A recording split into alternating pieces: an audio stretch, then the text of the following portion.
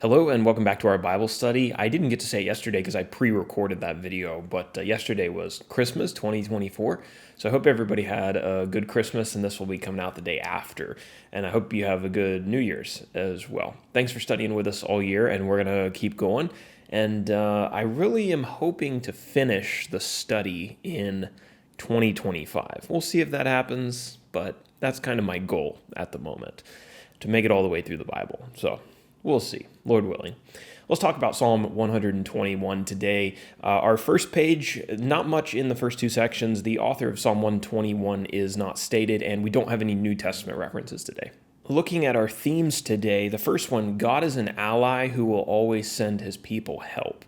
And then number two, God is a guardian of his people. He is a shade tree to protect us from the sun during the day, and he's a watchman that never sleeps at night. And then briefly, let's look at our definition. We have one, but we've seen it a couple times already. It's the songs of ascent, which appears in verse 1. This is a song of ascent.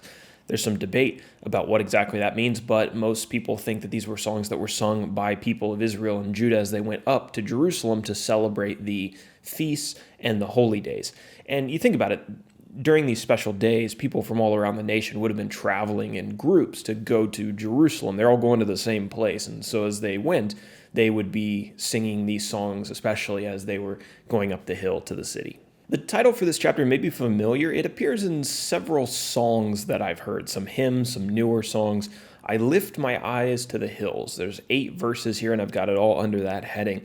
So the author of Psalm 121 was waiting for God's help. He describes himself fixing his eyes on the surrounding hilltops, as if he's waiting for an army of allies to break the crest of that hill and to come into sight. It reminds me of, if you've seen Lord of the Rings, I think it's when they're fighting at Helm's Deep, the second movie. They're having a hard time and they're waiting for Gandalf to bring the army of allies over the hill, and he eventually does, and they kill all the orcs. But if you have no idea what I'm talking about, just ignore that.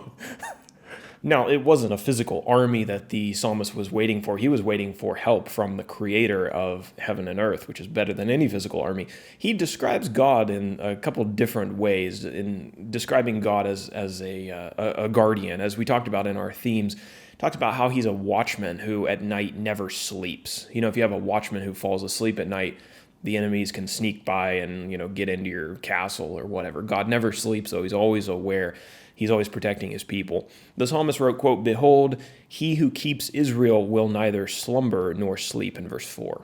God is a protector at night, but he's also a protector during the day. He is the shade that protects his people from the heat of the sun. And I can tell you that I never appreciated shade as much as I did when I lived in North Africa, when the sun was so hot and everywhere you went, you were looking for shade because it was like 10 or 20 degrees cooler. You remember Jonah when he's in the wilderness of Nineveh, and he appreciates that what was it, a gourd, I think? The leaves were giving him shade until it withered up. The psalmist writes this in verse 8 as we close today. He says, "The Lord will keep you from all evil. He will keep your life. The Lord will keep your goings out and your comings in from this time forth and forevermore." So that is Psalm 121. For our application today, let's talk about imaginary friends. Little kids often have imaginary friends, and it's pleasant to them and comforting to them to think that there's someone that's always with them, protecting them maybe from the monsters under the bed. Well, as we grow up and become adults, usually we stop believing in unfounded friends that there's not really very much evidence for. But I think there is still a longing, even for us as adults, to know that someone is always there for us. So while there isn't very good evidence that imaginary friends exist, there actually is really good evidence that we have a spiritual friend who's always at our side. And he has written to us, telling us how to enjoy his friendship, his fatherhood, his presence, and his protection at all times and in every place.